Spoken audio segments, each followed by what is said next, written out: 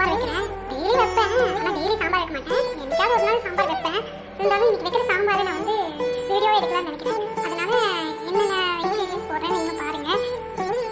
பருப்பு ஊற வச்சாச்சு, ஊற வச்சு கழுவி வச்சிட்டேன். அப்புறம் அதுக்கு தேவையான தக்காளி, கேரட்டு, பீன்ஸு போட்டு எல்லாம் கட் பண்ணி வச்சிட்டேன்.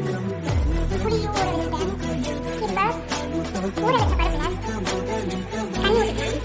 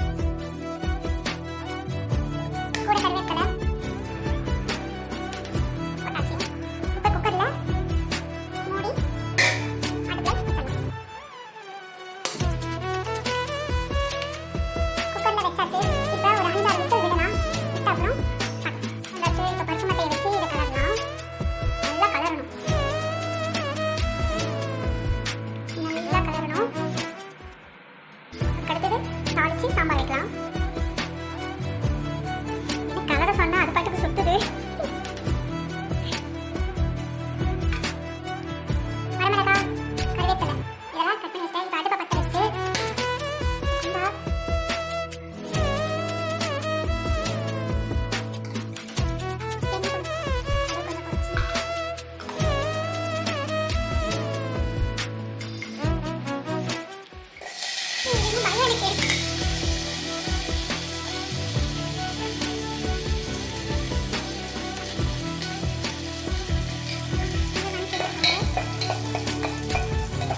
வெங்காயம் வந்து நல்லா வதங்கணும். வரமிளகாய்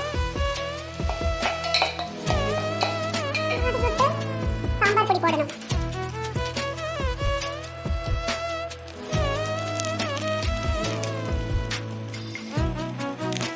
அப்புறம் ரசப்பொடி போடுவேன். என்னடா இவ சாம்பாருக்கு ரசப்பொடி போடுறாள் அப்படின்னு பார்க்காதீங்க.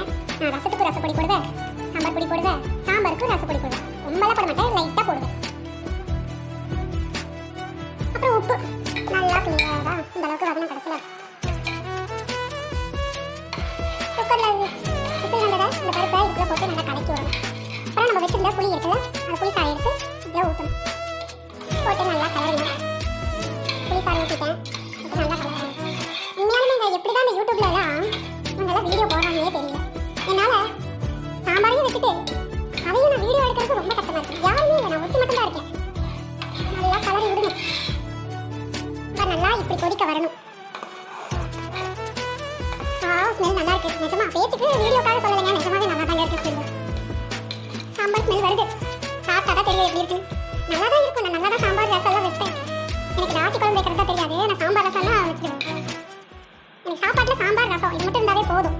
தொட்டுக்கிறதுக்கு அப்பளம் இல்லை குடல் இந்த மாதிரி இருந்துச்சுன்னா நான் சாப்பிடுவேன். அவ்வளோதான். இது நல்லா கொதிச்ச கடைசியில் ஆஃப் பண்ணிட்டோம்னா சாம்பார் ரெடி. நெக்ஸ்ட் ரசம் எப்படி வைக்கிறதுன்னு அடுத்த வீடியோவில் காட்டுறேன்.